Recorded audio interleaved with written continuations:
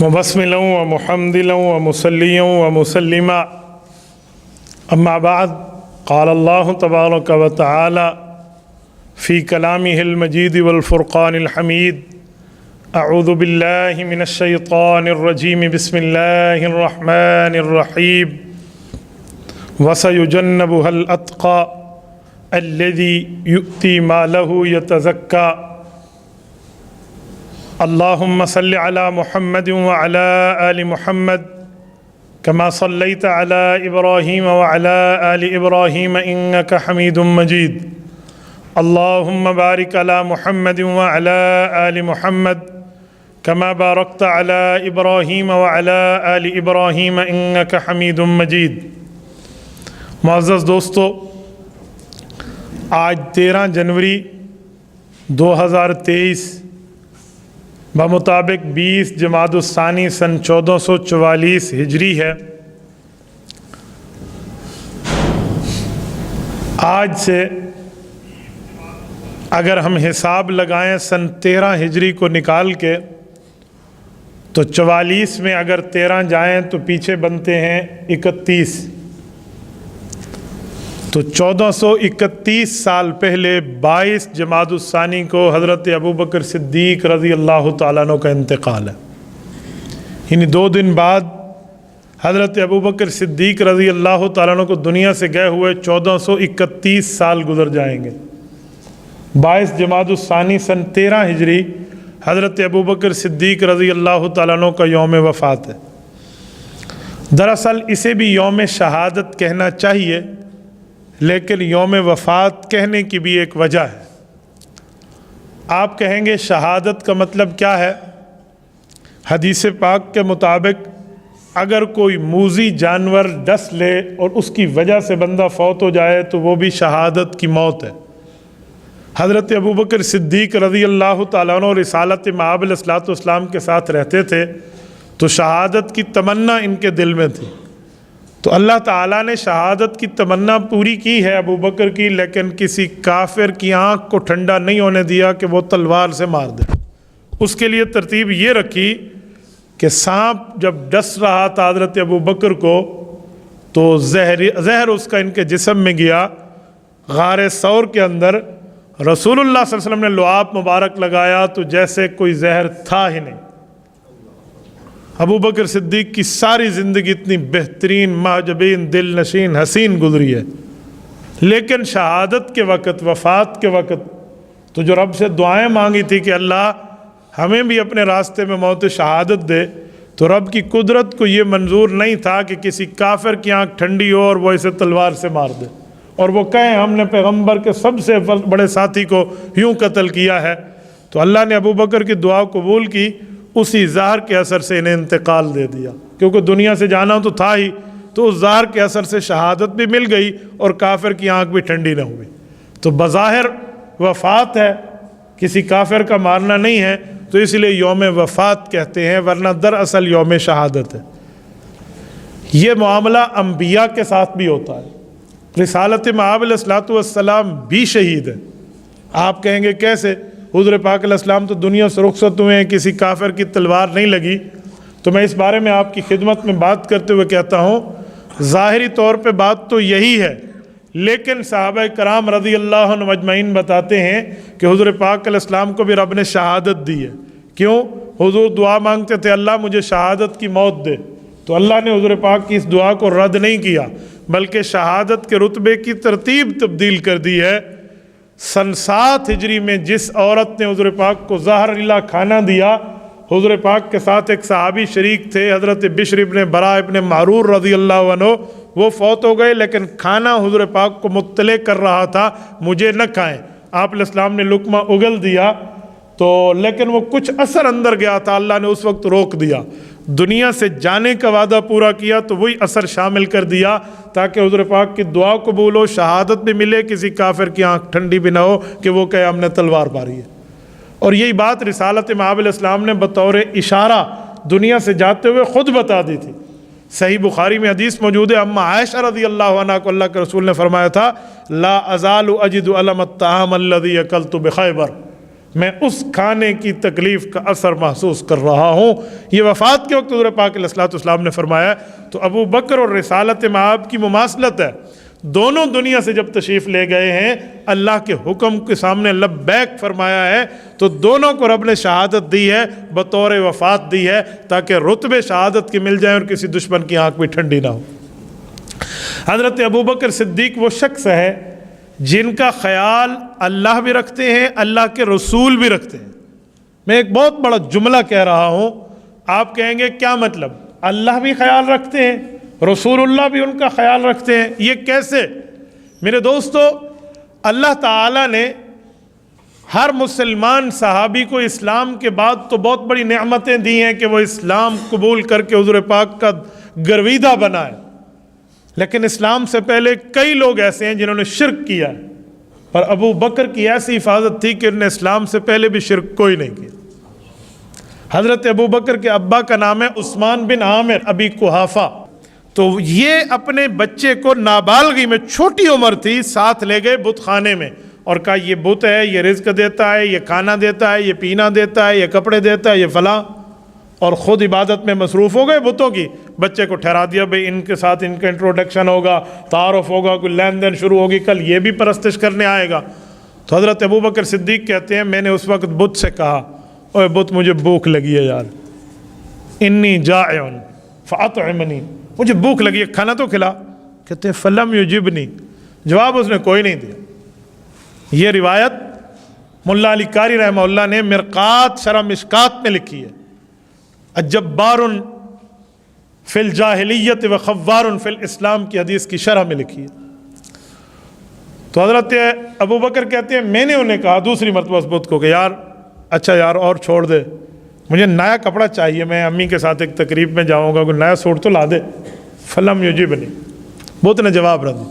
تو حضرت ابو بکر کہتے ہیں میں نے فاخذت الصخرہ، میں نے پتھر اٹھایا اور میں نے کہا میں تجھے دے مار کے تیرا کام پورا کرو، وہ اپنی حفاظت کر رہا۔ اس نے کیا حفاظت کرنی تھی، اسے ٹکڑوں میں بدل دیا۔ والد نے دیکھا تو پریشان ہو گیا، والد بھاگتے ہوئے کہا ابو بکر کیا کیا؟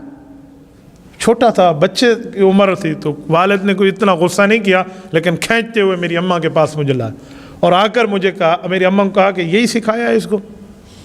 آپ کو پتہ ہے گھر میں کوئی بچہ استاد کی توہین کر دینا تو ماں باپ کی آنکھیں سرخ ہو جاتی ہیں۔ استاد، ولی، کوئی حکمران وہ تو دور رہا، یہاں کافروں کا نظریہ بتوں کے لیے خدا کا تھا، کسی استاد کی توہین کا مسئلہ نہیں تھا، جھوٹے خدا کا مسئلہ تھا، تو کتنا غصہ آیا ہوگا۔ تو میری اماں کو جب کہا نا تو حضرت ابو بکر کہتے ہیں میری اماں، حضرت ابو بکر کی اماں جان کا نام ہے حضرت سلمہ ام الخیر رضی اللہ تعالی عنہا، یہ ابو بکر صدیق رضی اللہ عنہ کی اماں ہیں، کہتے ہیں انہوں نے جواب دیا، تو وہی جواب حضرت ابو بکر نے حضور پاک کو سنایا۔ دراصل یہ سارا واقعہ حضرت ابو بکر نے خود سنایا تھا اللہ کے رسول کو کہ میں اپنے بارے میں آپ کو بتاؤں، میرے بچپن کی ایک بات ہے۔ تو حضرت ابو بکر آپ علیہ السلام کو بتانے لگے کہ میری اماں نے میرے والد کو کہا کہ اسے کچھ نہ کہو۔ تو آپ نے کہا کیوں کچھ نہ کہوں؟ تو کہا میں شاید تمہیں بتا نہیں سکی ایک بات۔ تو اس کے والد ان کو دیکھ لگے کون سی بات رہ گئی ہے جو تو نے مجھے نہیں بتائی؟ کہا یار ایک بات تھی۔ کہا کیا؟ کہ جب یہ پیدا ہوا تھا نا تو اس وقت میں پین آف ڈیلیوری میں تھی، بچہ پیدا ہو رہا ہے، تو اس تکلیف میں آہ کرنے کے بجائے مجھے آسمان سے ایک فرشتے نے تسلی دی اور رب کریم کے پیغام کے لفظ میں تسلی دی، اور تسلی میں وہ لفظ سنا دیا ابو بکر کی والدہ نے ابو بکر کے والد کو۔ کہ مجھے کہا گیا یا امت اللہ بالتحقیق ابشری بالولد العتیق اسمہ فی السماء صدیق لمحمد صاحب و رفیق۔ یہ 4 الفاظ ہے، کوشش ہونی چاہیے ہم میں ہر مسلمان کو یاد ہو، اپنے بچوں کو یاد کرائیں، بچیوں کو یاد کرائیں۔ یہ ابو بکر صدیق رضی اللہ تعالیٰ عنہ کے ساتھ، حضرت ابو بکر کے ساتھ اللہ تعالیٰ کی محبت دیکھیں۔ فرمایا یا امت اللہ بالتحقیق، یہ بات حق ہے کہ تو اللہ کی بندی ہے۔ ابشری بالولد العتیق، اور یہ بھی حقیقت ہے کہ ہم جو بچہ تمہیں دے رہے ہیں وہ جہنم سے آزاد ہے۔ اسمہ فی السماء صدیق، اس کا تعارف صرف زمین پہ نہیں، اس کا تعارف آسمان پہ فرشتوں کے ہاں ہوگا، لیکن فرشتے اسے صدیق کے لفظ کے ساتھ جانیں گے۔ لِمُحَمَّدٍ صَاحِبٌ وَرَفِيقٌ، محمد صلی اللہ علیہ وسلم آئیں گے، یہ ان کا ساتھی بھی بنے گا اور ان کا دوست بھی ہوگا۔ یہ ابو بکر صدیق کی حفاظت بتوں سے عبادت کے لیے اللہ تعالیٰ نے کی ہے۔ تو آپ بتائیں حضرت ابو بکر صدیق رضی اللہ عنہ کا کتنا بڑا رتبہ ہے؟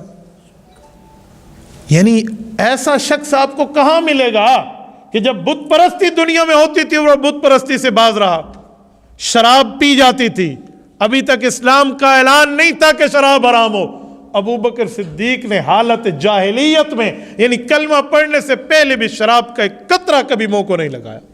بائی نیچر انہیں پسند نہیں تھی، فطرتی طور پہ نہیں چاہتے تھے، اسلام نے تو بعد میں آ کے اس کو حرام قرار دیا۔ جب پی جاتی تھی، جب گناہ بھی نہیں تھا کہ اسلام نے منع نہیں کیا، تو ابو بکر نے تب بھی نہیں پی شراب۔ اس طرح ان کی حفاظتیں ہوئی، اور حضرت ابو بکر صدیق رضی اللہ عنہ کی حفاظت اللہ نے کی۔ اب دیکھیں رسول اللہ صلی اللہ علیہ وسلم ابو بکر صدیق کے رتبے، مقام، مرتبے کی حفاظت کتنے موقعوں پر فرماتے۔ صحیح بخاری جلد اول کتاب المناقب اٹھائیے، باب مناقب ابی بکر اٹھائیے۔ حضرت رسول اللہ صلی اللہ علیہ وآلہ وسلم کے پاس حضرت عمر آئے حضرت ابو بکر صدیق کی ایک شکایت لے کر کہ ایسا ہوا اور ابو بکر نے میرے ساتھ ایسے کیا۔ پیچھے حضرت ابو بکر بھی دوڑتے ہوئے آ گئے کہ یا رسول اللہ آپ نے اس کی بات بھی سن لی، اب میری بات بھی سن لیں، میں نے زیادتی کی لیکن میں نے معافی بھی مانگی، کہ چھوٹی سی بات مجھ سے ہو گئی، اس کا دل دکھا، میں نے معافی مانگی، میں نے معذرت کی۔ تو حضور پاک علیہ السلام نے حضرت عمر کو دیکھا کہ ہاں، تو حضرت عمر نے کہا جی معافی مانگی لیکن میں آپ کے پاس آیا۔ حضرت عمر رضی اللہ تعالیٰ عنہ حضرت رسول اللہ صلی اللہ علیہ وسلم کے ساتھ ایک مزید محبت میں اپنے لیے ایک مزید ریلیف لینا چاہتے تھے کہ حضرت ابو بکر صدیق کو کہہ سکیں کہ میرے فیور میں آپ علیہ السلام نے یہ بات بھی فرمائی۔ ٹھیک ہے معافی تو ہو گئی تھی، لیکن اس موقع پہ اللہ کے رسول صلی اللہ علیہ وسلم نے مزید فیور نہیں دی حضرت عمر کو، بلکہ حضرت عمر فاروق کو یوں دیکھ کر کہا عمر یہ میرا ساتھی ہے، اس کو میرے لیے بھی تم میں معاف کرنے کی صلاحیت نہیں ہے، اسے معاف نہیں کر سکتے؟ مفہوم ہے کیا؟ میرے لیے میرے ساتھی کو نہیں چھوڑ سکتے تم؟ اور پھر آپ علیہ السلام نے بڑے جلال میں آ کے فرمایا عمر جب لوگ میری تکذیب کر کے کہہ رہے تھے نعوذ باللہ تو جھوٹا ہے، یہ تھا جو مجھے سینے سے لگا کے کہہ رہا تھا آپ سچے ہیں۔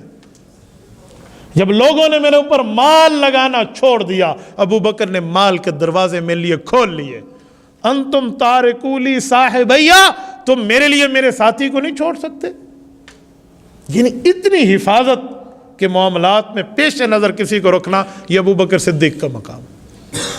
کئی مواقع ایسے آئے ہیں جہاں بڑے بڑے اجلہ صحابہ کرام میں یوں ہمت نہیں تھی کہ حضور پاک علیہ السلام کا سامنا کریں، وہاں ابو بکر جاتے تھے۔ اللہ تعالیٰ آپ کو مدینہ طیبہ لے جائے۔ منطقہ مدینہ میں آج بھی 160 کلومیٹر کا سفر ہے، بدر کا مقام، بدر سٹی بہترین جگہ ہے۔ اصحاب شہدائے بدر کی قبور بھی ہے، 14 بدر کے شہداء حضرت محجب بن عبداللہ رضی اللہ تعالیٰ عنہ سمیت، اور ادھر ابو جہل ملعون کی قبر بھی ہے جس کو قلیب بدر کہتے ہیں۔ وہاں 24 کفار ابو جہل کے ساتھ اکٹھے قبر میں دفن ہے، نہ کوئی جنازہ، نہ کوئی کفن، نہ کوئی دفن، یہ وہاں موجود ہے۔ اس بدر کی وادی میں جب آپ علیہ الصلوۃ والسلام پہنچے ہیں تو بدر کب ہوا؟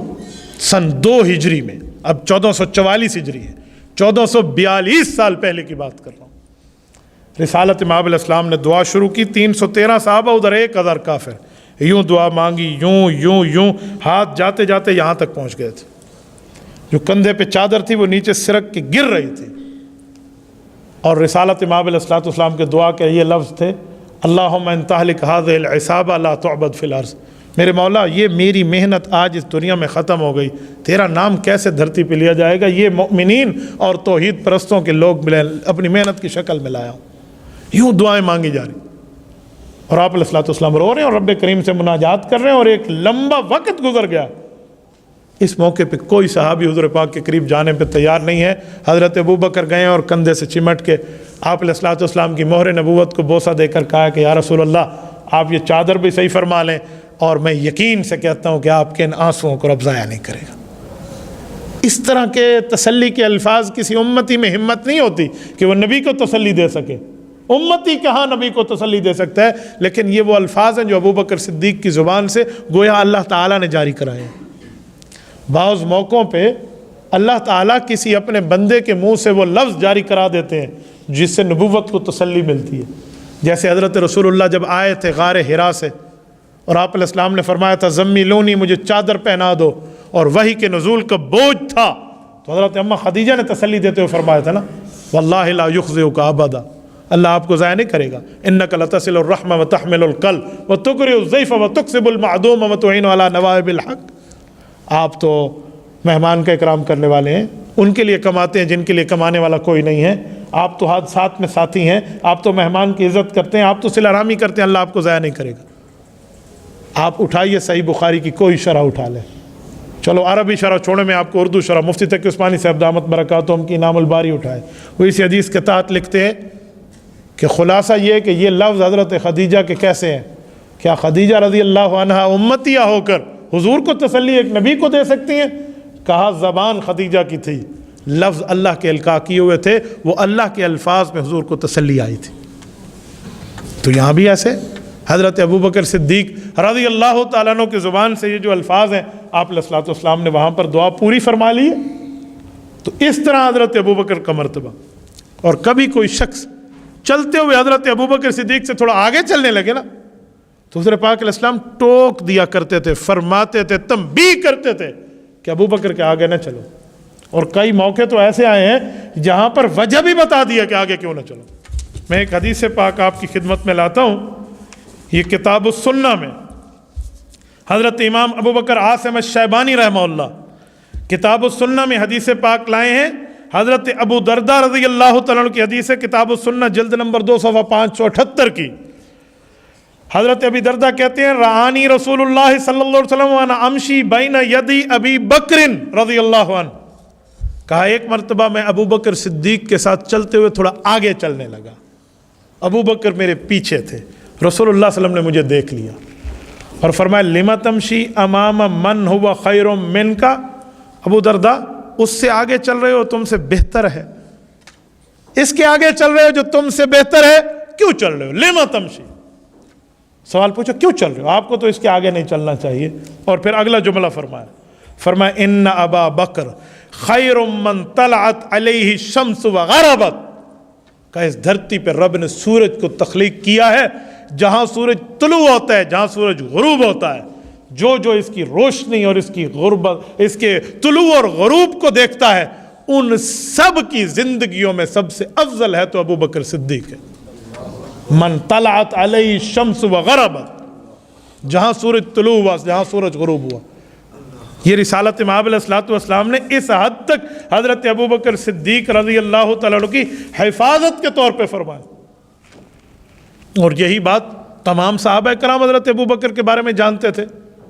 ایک موقع پہ حضرت علی المرتضیٰ رضی اللہ عنہ کا خطبہ نقل کیا ہے امام احمد ابن حنبل الشیبانی رحمہ اللہ المتوفی 241 ہجری. نام ہے دنیا میں چوتھے نمبر پہ سب سے بڑے امام ہیں امام احمد ابن حنبل. ان کی اپنی کتاب ہے فضائل الصحابہ، جس میں صحابہ کرام رضی اللہ عنہم اجمعین کے فضائل اور مناقب اللہ کے رسول کی زبان کے انہوں نے نقل فرمائے. حضرت علی المرتضیٰ رضی اللہ عنہ کا خطبہ حضرت امام احمد ابن حنبل ذکر فرماتے ہیں خطبنا علی رضی اللہ تعالی عنہ علی ھذا المنبر. حضرت امام احمد ابن حنبل اس وقت کوفہ کی جامع مسجد میں موجود تھے. امام احمد بن حنبل عراقی ہیں اور حضرت علی المرتضیٰ نے اسلام کا دارالخلافہ بھی عراق شہر کوفہ کو بنایا تھا.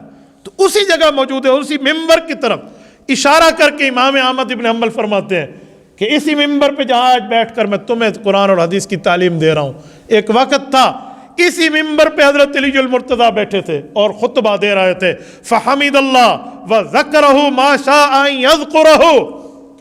حضرت علی المرتضیٰ اللہ کی حمد اور ثنا بیان کر رہے تھے، اللہ تعالیٰ کا ذکر فرما رہے تھے، فرماتے رہے جتنے اللہ نے چاہا یہ بیان فرماتے رہے.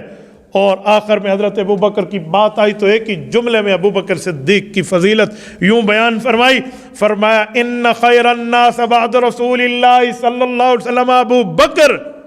کہا لوگو ہمارا عقیدہ یہ ہے، ہم رسول اللہ صلی اللہ علیہ وسلم کے بعد کسی کو حضور پاک کے بعد اس دھرتی پہ لوگوں میں سب سے افضل مانتے ہیں تو ابو بکر صدیق ہے. یہ اسی منبر پہ امام احمد ابن حنبل نے بیٹھ کے دوبارہ اس حدیث پاک کو دہرایا ہے، جہاں سیدنا علی المرتضیٰ رضی اللہ تعالیٰ عنہ بیٹھ کر یہی حدیث پاک سنا رہے تھے۔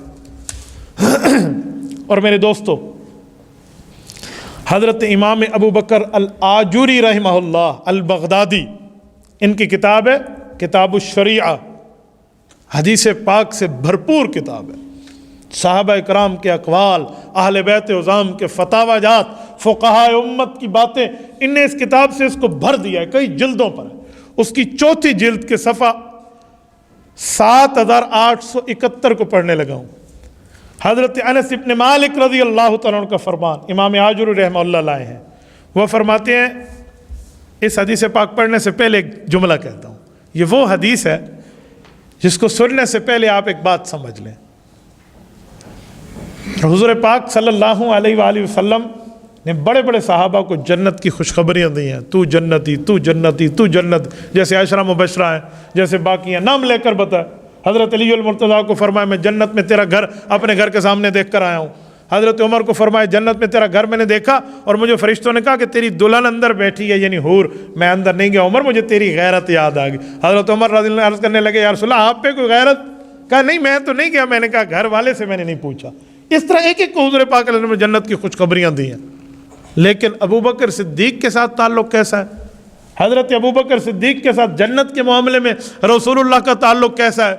میں جب بھی اس حدیث پاک کو پڑھتا ہوں میرا اللہ جانتے ہیں میرے جسم کے رونگٹے کھڑے ہو جاتے کہ محبت دیکھیں حضور پاک علیہ السلام کی حضرت ابو بکر صدیق سے۔ حضرت انس کہتے ہیں ایک مرتبہ رسالت امام علیہ السلام نے ہاتھ اٹھائے ہوئے تھے اور دعا کر رہے تھے۔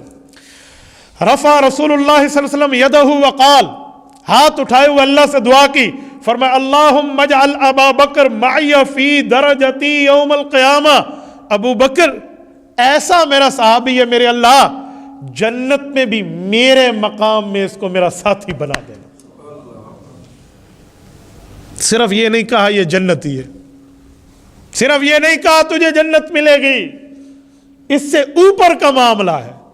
ابو بکر صدیق سے محبت اس سے بہت اونچی باتیں ہیں۔ یہ نہیں ہے تو جنتی ہے، یہ نہیں ہے تجھے جنت ملے گی، تجھے بڑا انعام ملے گا، بڑا مقام اور مرتبہ ملے گا۔ جیسے پیغمبر کے جنتی ہونے میں شک نہیں ہے ویسے ابو بکر کے جنتی ہونے میں شک نہیں ہے۔ تبھی فرمایا اللہ جو میرا مقام ہونا اس میں ابو بکر کو میرا ساتھی جنت میں بھی رکھنا۔ یعنی ابو بکر جنتی ہے یہ تو ڈیفینیٹلی بات ہے، انڈرسٹوڈ ہے، اس پر کوئی بات کی ضرورت نہیں ہے۔ ایک مزید بات ہو رہی ہے کہ جنت میں ابو بکر کا مقام کہاں ہوگا؟ حضور پاک نے فرمایا اللہ اس میرے مقام میں اسے رکھ دے۔ جب یہ بات حضور پاک نے بطور دعا کی اور دعا ختم کی، حضرت انس کہتے ہیں میں رسالت مآب علیہ السلام کے چہرے اقدس کو دیکھ رہا ہوں، حضور پاک صلی اللہ علیہ وسلم کو رب کریم کی طرف سے خوشخبری آئی، فَأَوْحَى إِلَيْهِ، رب کریم کی طرف سے حضور پاک کو جواب آیا اور چہرہ نبوی نے اس جواب کو سنایا۔ حضور پاک نے فرمایا اللہ نے مجھے بتایا انی قد استجبت لک، پیغمبر دعا تو نے کی ہے قبول ہم نے کر لی ہے۔ یعنی یوں دعا مانگی اور یوں ہو گیا۔ یہ ابو بکر صدیق رضی اللہ تعالیٰ عنہ کے ساتھ حضور پاک علیہ السلام کا تعلق۔ میں نے تبھی کہا جس کی حفاظت اللہ نے بھی کی ہے، جس کی حفاظت رسول اللہ نے بھی کی ہے، یہ ابو بکر ہے۔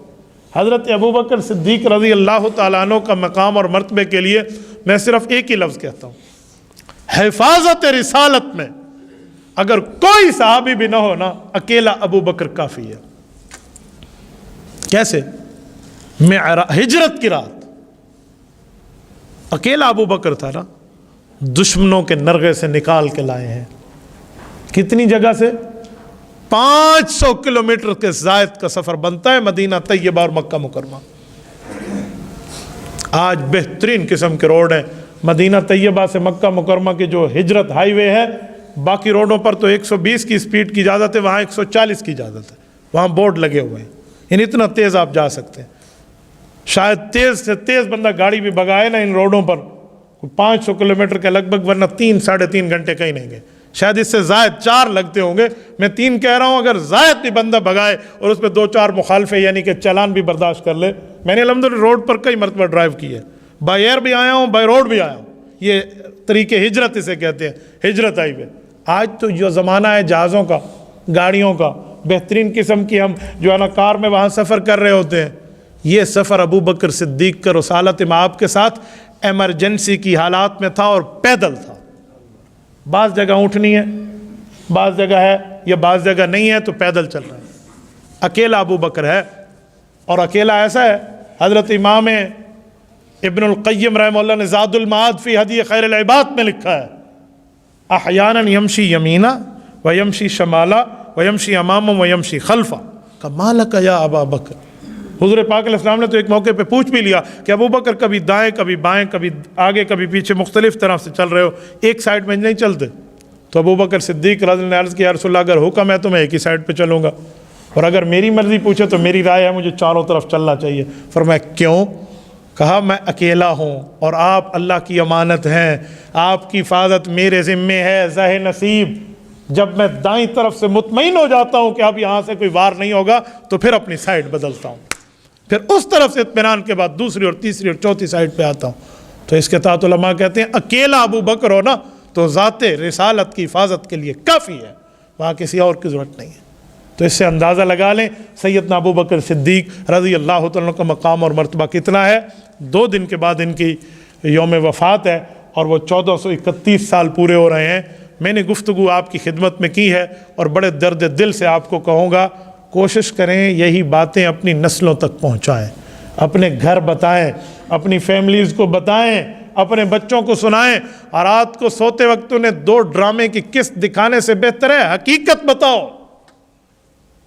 آج ڈرامے ہمارے اوپر اتنے اثر انداز ہو رہے ہیں، لفظ منہ سے بھی کہہ رہے ہوتے ہیں ڈرامہ ہے، اور پھر بھی دیکھتے ہوئے میں نے سنا ہے لوگ کہتے ہیں ہماری آنکھوں میں آنسو آ جاتے ہیں، مانتے بھی ہیں ڈرامہ ہے پھر بھی رو رہے ہیں، او اس کے ساتھ ظلم ہو گیا، انا للہ. جب مانتے ہو ڈرامہ ہے، جب مانتے ہو ایکٹنگ ہے، جب مانتے ہو فلمایا گیا ہے، تو اس کو دیکھنے سے بتانے سے بہتر ہے دین کی باتیں سنائیں تاکہ دنیا بھی روشن ہو، قبر بھی روشن ہو. یہ باتیں بتائیں گے سنائیں گے تو ہماری نسلیں آئندہ کی بچ پائیں گی، ورنہ کوئی نہیں. اور یہ بات یاد رکھیں صرف بیوی کا یہ حق نہیں ہے کہ خاوند کما کے اسے باہر سے پیسہ لا کر دے، بیوی کا یہ بھی حق ہے کہ خاوند نے جو باہر دین کی بات سنی ہے اسے آ کر بتائے سنائے سمجھائے. یہ بھی حق ہے، یہ تو ہم گھر میں نہیں بتا. تو آپ چاہیں آپ جتنے حضرات بیٹھے ہیں گھروں میں باتیں سنایا کریں، سمجھایا کریں. بچوں کو سمجھانے کا بہترین وقت ہوتا ہے رات کو سوتے وقت. ماں باپ اسے قریب بٹھا کر جو پیار سے سمجھائیں گے بتائیں گے واقعہ کے طور پہ تو کیا سے کیا بات ہو جائے گی. گھروں کے ماحول پھر یوں بدلتے ہیں. اگر آپ نے دینی ماحول اپنے گھروں میں کریٹ نہ کیا تو پھر ایسی کئی دنیا کی طاقتیں لوگ ہمارے پاس آتے ہیں، مولوی صاحب تویز دے چا پوتر نے آج پیو کو چاٹ ماری ہے، آج بیٹے نے باپ کو تھپڑ مارا. ہم کئی مرتبہ ایسے سنتے ہیں. یہ بدتمیز حضرت ان کو سمجھائیں باپ کی عزت کیا ہے. جب سمجھانے کا زمانہ تھا آپ نے اپنا کتنا حق پورا کیا تو اس وقت ہمیں یہ کرنا چاہیے. تو آج وہ وقت ہے، ہم چاہیے کہ ہم یہ انشاءاللہ تعالی آگے بتائیں گے نا. ایک اعلان بھی سن لیں، یہی 17 تاریخ جس کی آج 13 ہے منگل والے دن عشاء کی نماز کے بعد ہمارے جامع مسجد کلام مولانا احمد صاحب بڑی مسجد میں 80واں سالانہ 80 سال اس سالانہ جلسے کو پورے ہو رہے ہیں. حضرت ابو بکر صدیق رضی اللہ تعالیٰ عنہ کے لیے پروگرام ہے وہاں پر. تو آپ سارے حضرات کوشش کریں، خود بھی اپنے دوستوں کو بھی اپنے بھائیوں کو بھی، کہ آپ عشاء کی نماز جامع مسجد کلام میں آ کر پڑھیں. 1 ڈیڑھ 2 کا پروگرام ہوتا ہے تو اس میں بھی آپ شرکت کریں. اور وہاں پر مزے کی بات یہ کہ خواتین کا علیحدہ پردے کا وہاں نظام موجود ہوتا ہے تاکہ وہاں خواتین بھی آئیں تو وہ بھی سن سکتے ہیں. جزاکم اللہ تعالی. مفتی صاحب رزق حلال کے لیے وظیفہ بتا دیں. رزق حلال کے لیے 2 باتیں ذہن میں رکھیں. پہلی بات ہے گناہوں سے بچیں، اور دوسری بات ہے استغفر اللہ. یہ تسبیح کم از کم 70 مرتبہ نہیں تو 100 مرتبہ یا 70 مرتبہ دن میں آپ صبح اور شام کی ترتیب پہ پڑھ لیں. قرآن کریم میں ہے سورۃ نوح پارہ نمبر 29 میں کہ جو استغفار کرتا ہے رب کریم اسے رزق بھی عطا فرماتے ہیں اور اللہ تعالیٰ اسے اولاد نرینہ بھی عطا فرماتے ہیں.